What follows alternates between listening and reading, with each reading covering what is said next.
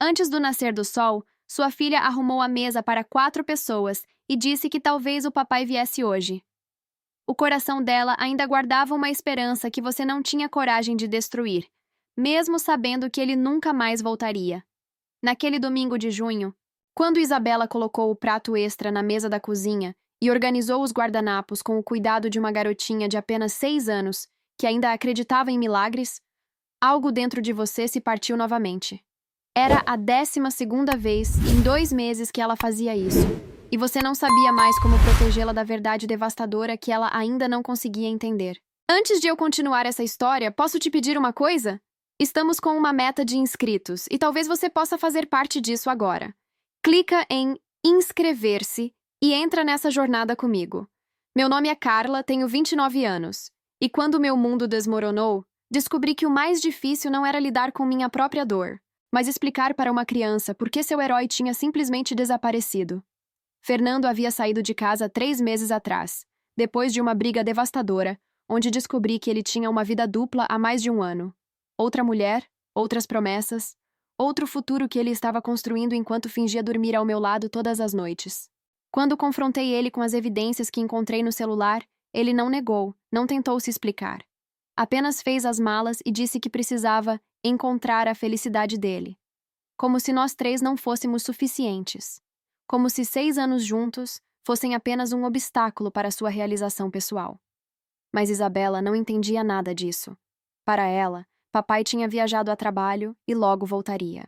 Era o que eu havia inventado na primeira semana, quando ela perguntou por que o quarto dele estava vazio, por que suas roupas não estavam mais no guarda-roupa. Eu pensei que seria mais fácil assim, que teria tempo para encontrar as palavras certas, para preparar uma explicação que não destruísse completamente a imagem que ela tinha do pai. Nunca imaginei que 3 meses depois eu ainda estaria presa nessa mentira, vendo minha filha definhar de saudade enquanto esperava por alguém que tinha escolhido não voltar. A rotina matinal de domingo tinha se tornado um ritual de esperança e desespero. Isabela acordava cedo, sempre antes de mim, e ia direto para a cozinha. Ouvia ela mexendo nos armários, arrastando a cadeira para alcançar os pratos, escolhendo os mais bonitos da nossa louça. Quando eu descia, encontrava a mesa posta com uma precisão comovente. 4 pratos, 4 copos, 4 jogos de garfos e facas. O lugar do papai sempre do lado direito, como quando éramos uma família completa. Naquele domingo específico, quando ela me disse, talvez o papai venha hoje, sua voz carregava uma convicção que me cortou como uma lâmina. Ela havia sonhado com ele na noite anterior. Me contou em detalhes como ele chegava em casa trazendo sorvete e contando histórias engraçadas do trabalho. No sonho dela, tudo voltava ao normal. Nós voltávamos a ser uma família. E eu ficava ali, parada na soleira da cozinha, vendo minha filha de 6 anos carregar nas costas uma esperança que eu não tinha forças para alimentar nem coragem para destruir. Fernando não fazia contato. Nem uma ligação, nem uma mensagem, nem um olá para a filha que ele dizia amar mais que tudo no mundo. Eu tinha tentado conversar com ele por telefone uma semana depois que ele saiu, implorando que pelo menos mantivesse algum tipo de relação com Isabela. A resposta dele foi devastadora. Preciso de tempo para me organizar primeiro. Depois conversamos sobre visitação. Como se a própria filha fosse um compromisso burocrático que ele resolveria quando fosse conveniente. As amigas do meu trabalho diziam que eu tinha que contar a verdade para Isabela, que era cruel deixar ela esperando por alguém que não voltaria. Minha mãe insistia que criança se adapta rápido, que eu estava prolongando o sofrimento dela desnecessariamente. Mas quando você vê sua filha pequena acordar todos os domingos com aquela luz nos olhos, quando você percebe que aquela esperança pode ser a única coisa que ainda a mantém estável em meio a todo o caos que nossa vida havia se tornado, como você encontra forças para ser a pessoa que vai apagar para sempre essa última chama de alegria? Cada prato extra na mesa era uma punhalada na minha consciência, mas também era a demonstração mais pura de amor que eu já tinha visto. Isabela não estava apenas esperando pelo pai. Ela estava cuidando do lugar dele, mantendo-o vivo na nossa rotina, protegendo a memória de uma família que talvez nunca mais existisse. E eu estava ali, uma mulher adulta que deveria ter todas as respostas, completamente perdida sobre como proteger o coração da minha filha, sem destruir sua capacidade de acreditar no amor e na estabilidade. O pior era que eu mesma ainda esperava, secretamente, que ele voltasse. Toda vez que o telefone tocava, todo ruído de carro parando na rua, toda notificação no celular fazia meu coração acelerar com uma esperança patética que eu não conseguia matar. Como eu poderia explicar para Isabela que papai não voltaria se eu mesma ainda acreditava que ele apareceria na porta pedindo perdão e querendo reconstruir nossa família? Naquele domingo, olhando para aquela mesa arrumada com tanto carinho, eu finalmente entendi que chegara a hora de tomar uma decisão que mudaria tudo para sempre. A decisão mais difícil da minha vida não envolveu coragem, envolveu amor puro e proteção maternal. Sentei ao lado de Isabela na mesa que ela havia arrumado com tanto cuidado e finalmente encontrei as palavras que vinha ensaiando há meses. Mas antes de abrir a boca, ela me interrompeu com uma pergunta que me destruiu. Mamãe, você acha que o papai não gosta mais da gente? Seus olhinhos castanhos me fitavam com uma maturidade assustadora, como se ela já soubesse a resposta, mas precisasse ouvir de mim para ter certeza. Era como se, naqueles 3 meses de espera, ela tivesse crescido anos em questão de semanas, desenvolvendo uma intuição dolorosa sobre abandonos e decepções que nenhuma criança deveria ter. Respirei fundo e peguei as mãozinhas dela entre as minhas. Isabela, o papai ama você mais que tudo no mundo. Mas às vezes os adultos fazem escolhas que machucam as pessoas que eles amam, mesmo sem querer machucar. Era a verdade mais suave que eu conseguia oferecer. Uma versão editada de uma realidade muito mais cruel.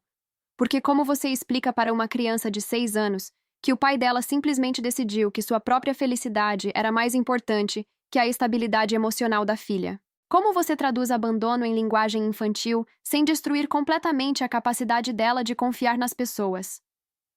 Ela ouviu tudo em silêncio, seus dedinhos brincando nervosamente com a borda do guardanapo que havia dobrado tão cuidadosamente. Quando terminei de falar, esperando lágrimas, gritos ou pelo menos alguma reação dramática, Isabela apenas assentiu e perguntou se ainda podia deixar o prato do papai na mesa. Só por mais um pouquinho, mamãe. Só para ele saber que a gente ainda lembra dele. O coração dela era tão puro, tão generoso, que mesmo diante da rejeição mais absoluta, ela ainda queria demonstrar amor e saudade. Foi nesse momento que meu celular tocou. Fernando. Depois de 3 meses de silêncio total, ele estava ligando exatamente quando eu acabara de explicar para nossa filha que talvez ele não voltasse. Isabela ouviu o toque de chamada, reconheceu imediatamente o nome na tela, e seus olhos se iluminaram com uma esperança tão intensa que eu quase desliguei na hora. Mas alguma coisa dentro de mim disse para atender, talvez porque uma parte patética da minha alma ainda acreditava que ele estivesse ligando para dizer que estava voltando para casa.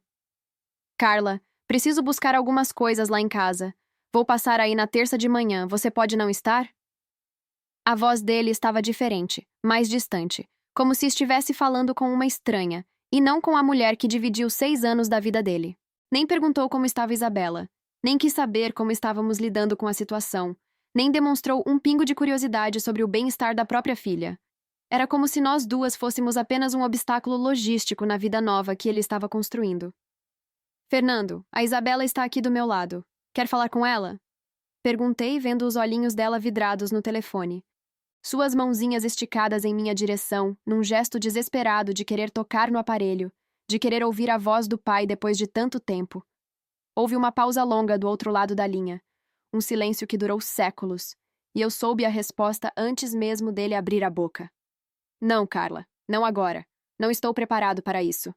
Como se conversar com a própria filha fosse uma tarefa que exigisse preparação emocional, como se Isabela fosse um compromisso desagradável que ele podia adiar indefinidamente.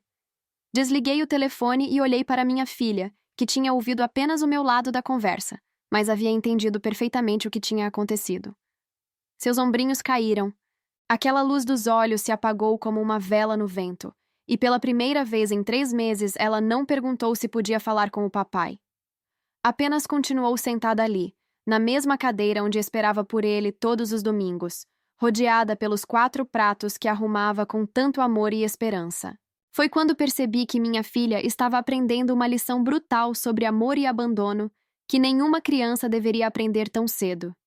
Ela estava descobrindo que nem sempre as pessoas que dizem te amar ficam quando você mais precisa delas, que às vezes os adultos fazem promessas que não conseguem cumprir, que o mundo pode ser um lugar muito mais solitário e imprevisível do que ela havia imaginado. E eu estava ali, completamente impotente para protegê-la dessa realidade devastadora. Nos dias que se seguiram àquela ligação cruel, Isabela parou de arrumar a mesa para 4 pessoas.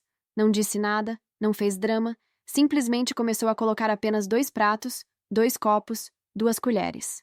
A mudança silenciosa foi mais devastadora que qualquer birra ou crise de choro.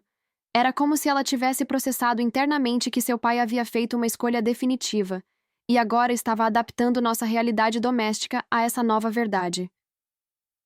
Eu observava ela pela manhã, arrumando nossa mesa pequena com a mesma precisão de sempre, mas agora com uma tristeza madura nos gestos que me partia o coração em pedaços microscópicos. A escola começou a me chamar para conversas preocupantes. A professora da Isabela, Dona Carmen, uma senhora experiente que já havia lidado com centenas de crianças em situações difíceis, me explicou que ela estava mais quieta, menos participativa e principalmente que havia parado de falar sobre o pai nas rodas de conversa. Antes, Isabela sempre mencionava: "Meu papai disse isso", ou "Meu papai prometeu aquilo". Agora, quando as outras crianças falavam sobre os pais, ela simplesmente ficava em silêncio, brincando com as próprias mãos. Era como se ela estivesse aprendendo a existir, numa versão menor de si mesma. Uma versão que não incluía metade da sua identidade familiar. O pior momento foi quando ela chegou da escola numa quinta-feira e perguntou se podia mudar de sobrenome. "Quero só o seu sobrenome, mamãe. Não quero mais o do papai." A pergunta saiu tão naturalmente, como se ela estivesse pedindo para trocar de roupa ou escolher o lanche da manhã. Mas eu entendi que aquilo era uma criança de 6 anos tentando se proteger da rejeição da única forma que conseguia compreender, apagando qualquer conexão com quem a havia abandonado. Era sua versão infantil de divórcio emocional, uma tentativa desesperada de parar de sofrer por alguém que claramente não sentia a mesma dor pela ausência dela.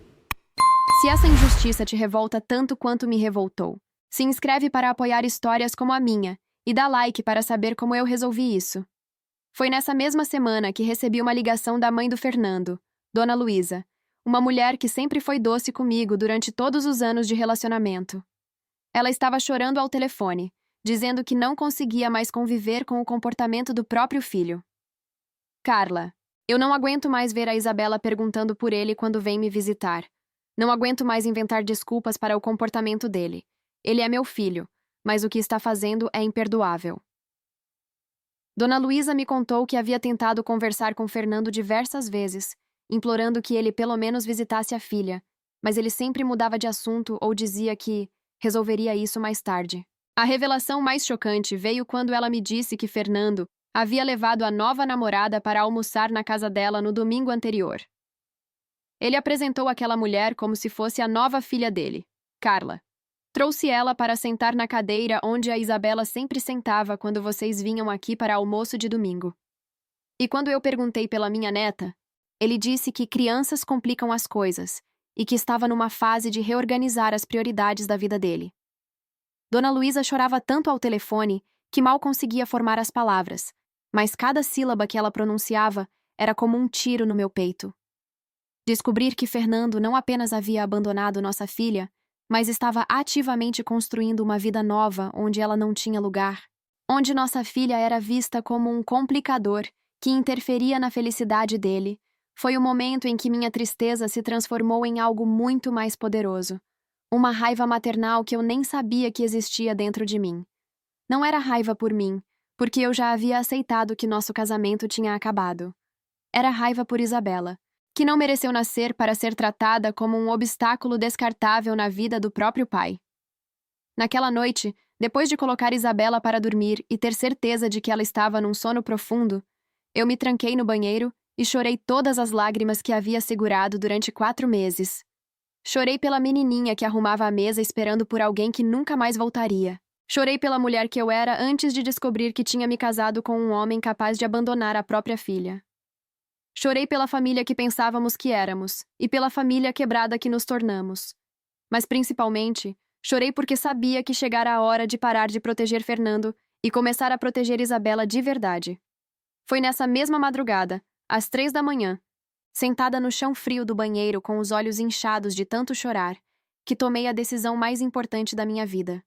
Uma decisão que mudaria tudo para sempre, mas que finalmente daria para minha filha a verdade e a justiça que ela merecia. Porque às vezes proteger quem amamos significa parar de proteger quem nos machuca. E Fernando havia perdido o direito de ser protegido no momento em que escolheu quebrar o coração da própria filha. No dia seguinte, eu faria algo que nunca imaginei ter coragem de fazer.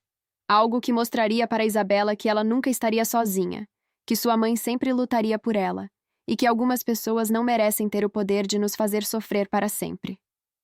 Na manhã seguinte, acordei com uma clareza mental que não sentia há meses.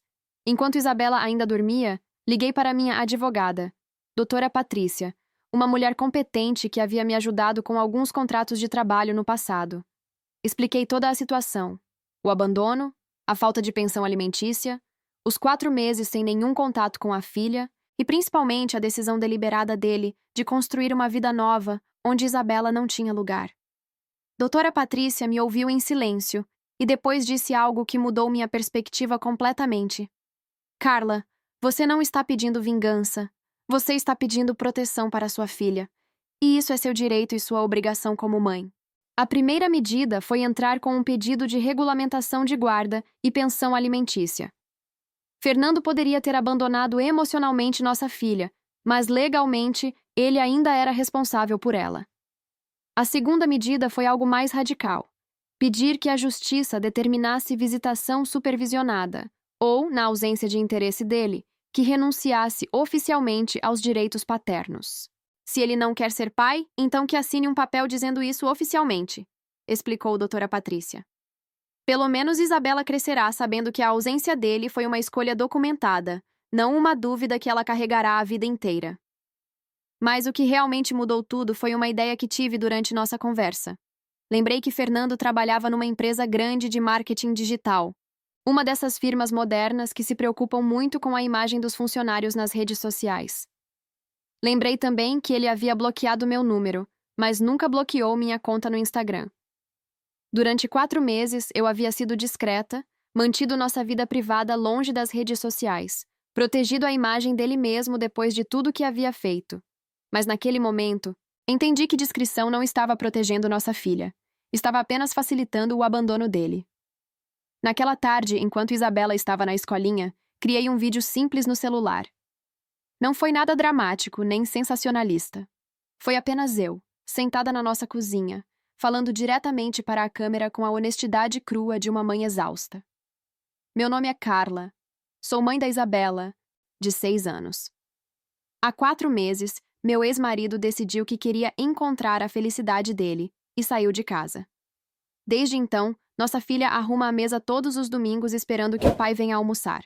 Ele nunca veio, nunca ligou, nunca perguntou como ela está. O vídeo durou 3 minutos. Mostrei a mesa arrumada com 4 lugares. Falei sobre os sonhos de Isabela, onde o pai voltava para casa. Sobre como uma criança de 6 anos não consegue entender por que foi abandonada. No final, fiz uma pergunta simples, mas devastadora. Se vocês conhecem o Fernando Santos, da empresa Conecta Digital, perguntem para ele como está a filha dele. Porque ela ainda pergunta por ele todos os dias, e eu não tenho mais respostas para dar. Postei o vídeo no Instagram, no Facebook, mandei para todas as nossas amigas comuns. E esperei. A reação foi muito maior do que eu havia imaginado. Em 6 horas, o vídeo tinha sido compartilhado mais de 200 vezes. Amigas que nem sabiam da nossa situação começaram a comentar, chocadas com a história. Colegas de trabalho dele, que eu conhecia das festas de fim de ano da empresa, começaram a marcar ele nos comentários perguntando se aquilo era verdade. O mais impactante foi quando a própria empresa dele entrou em contato comigo. Uma pessoa do RH me ligou dizendo que haviam recebido várias mensagens de funcionários e clientes questionando sobre a situação e que queriam ouvir os 2 lados da história, antes de tomar qualquer medida. Fernando me ligou 2 horas depois, furioso. Carla, você enlouqueceu? Que história é essa de expor nossa vida privada na internet? Sua voz estava diferente, nervosa, sem aquela frieza calculada de antes. Pela primeira vez em 4 meses, eu tinha conseguido tirar ele da zona de conforto, fazer com que as escolhas cruéis dele tivessem consequências reais na vida que estava construindo longe de nós. Nossa vida privada? Respondi com uma calma que me surpreendeu. Fernando, Você tornou nossa vida privada no momento em que abandonou sua filha. Agora todo mundo vai saber que tipo de pai você escolheu ser. Ele tentou me convencer a apagar o vídeo, prometendo que viria ver Isabela no fim de semana, que começaria a pagar pensão, que resolveria tudo de forma civilizada. Mas eu já havia aprendido que as promessas dele não valiam nada. Se você quer resolver, Fernando, resolva. Não comigo. Resolva com sua filha. Ela está aqui todos os domingos esperando. A porta está aberta. Desliguei o telefone e, pela primeira vez em meses, me senti no controle da situação. Não estava mais protegendo alguém que havia escolhido nos machucar. Estava protegendo minha filha da única forma que restava, mostrando para o mundo inteiro que tipo de homem havia escolhido abandoná-la. O que eu não sabia era que aquele vídeo chegaria aos olhos de alguém que mudaria nossa vida completamente. Alguém que Fernando jamais imaginaria que pudesse ver nossa história. E quando essa pessoa decidiu agir, as consequências para ele foram muito além do que qualquer processo judicial ou exposição nas redes sociais poderiam causar. 3 dias depois do vídeo viralizar, recebi uma ligação de um número que não conhecia. Do outro lado da linha, uma voz feminina elegante se apresentou. Carla, meu nome é Helena Marcondes. Sou diretora executiva da Marcondes em Associados, uma das maiores empresas de comunicação corporativa do Brasil. Meu coração gelou. Pensei que alguém estava ligando para me processar por difamação ou algo assim. Mas Helena continuou. Vi o vídeo sobre sua filha. Coincidentemente, minha empresa está avaliando uma parceria estratégica com a Conecta Digital, onde seu ex-marido trabalha. Gostaria muito de conversar com você pessoalmente. Helena me convidou para um café na manhã seguinte. Era uma mulher de uns 50 anos, cabelos grisalhos impecavelmente arrumados, terninho alfaiataria, aquela elegância natural de quem está acostumada a comandar salas de reunião corporativas. Ela pediu um café duplo, eu pedi um cappuccino, e durante 5 minutos conversamos sobre amenidades. Então ela foi direto ao ponto. Carla, tenho uma filha da idade da Isabela. Se alguém fizesse com ela o que fizeram com a sua menina, eu moveria céus e terras para garantir justiça. Seu vídeo me tocou profundamente, mas também me deu informações muito valiosas sobre o caráter de alguém com quem minha empresa estava considerando fazer negócios. Helena me explicou que a Conecta Digital havia apresentado uma proposta de consultoria de 6 milhões de reais para gerenciar a comunicação digital da Marcondes em Associados pelos próximos 3 anos. Fernando era o gerente de contas responsável pela proposta, aquele que faria as apresentações finais para o conselho diretor. Entenda uma coisa, Carla. Quando fazemos parcerias dessa magnitude, não avaliamos apenas competência técnica. Avaliamos caráter, integridade, confiabilidade. Um homem que abandona a própria filha não é alguém em quem podemos confiar nossos milhões. Ela fez uma pausa, mexeu no café e continuou. Além disso, descobri que Fernando omitiu informações relevantes no processo de vetting. Disse ser solteiro e sem filhos nos formulários de background check. Mentiu deliberadamente. O que Helena me disse em seguida foi devastador para Fernando, mas extremamente reconfortante para mim. Decidimos cancelar a parceria com a Conecta Digital. E não apenas isso. Como nossa empresa tem influência significativa no mercado de comunicação corporativa, enviei um e-mail para diretores de outras grandes empresas do setor, alertando sobre questões de integridade relacionadas a esse profissional. Ela pegou o celular e me mostrou uma lista de empresas que havia contactado: multinacionais, agências de publicidade de grande porte, consultorias estratégicas. O mercado corporativo brasileiro é menor do que parece, Carla. Informação circula rápido. Especialmente informação sobre caráter duvidoso. 2 semanas depois, recebi uma ligação desesperada da dona Luísa. Fernando havia sido demitido da Conecta Digital. A empresa alegou incompatibilidade de valores e rescindiu o contrato dele imediatamente. Pior ainda, ele estava tendo dificuldades para conseguir entrevistas em outras empresas do ramo. Toda vez que enviava currículo ou participava de processos seletivos, as empresas descobriam sobre questões pessoais que impactam credibilidade profissional.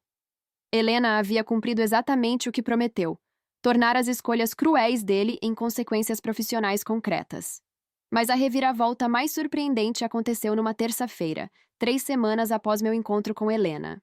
Fernando apareceu na nossa porta às 7 da manhã, sem avisar, com os olhos vermelhos e a aparência de quem não dormia há dias. Não foi a arrogância calculada de antes. Foi desespero puro. Carla, preciso conversar com você. E com a Isabela, por favor. Pela primeira vez em 5 meses, ele usou a palavra por favor quando falava comigo. Pela primeira vez, parecia realmente quebrado. Deixei ele entrar, mas fiquei de pé enquanto ele se sentou no sofá da sala. Isabela estava tomando café da manhã na cozinha e ainda não havia visto o pai.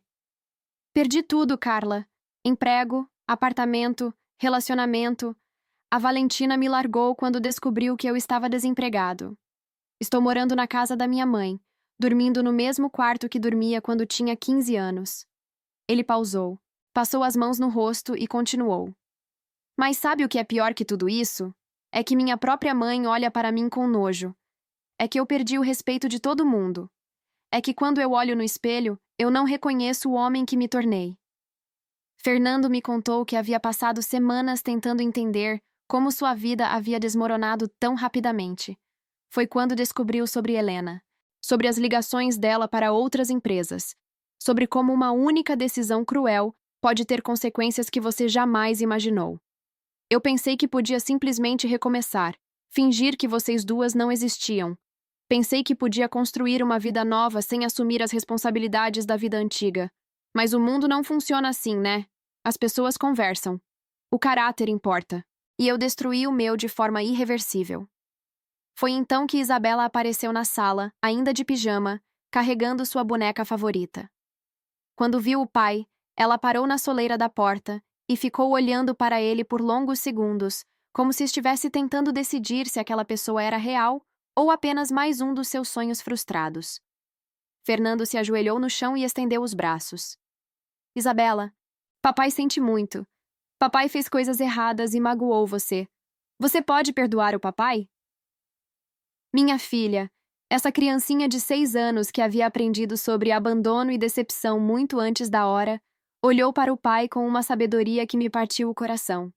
Ela não correu para os braços dele como fazia antes. Caminhou devagar, parou na frente dele e disse algo que mudou tudo.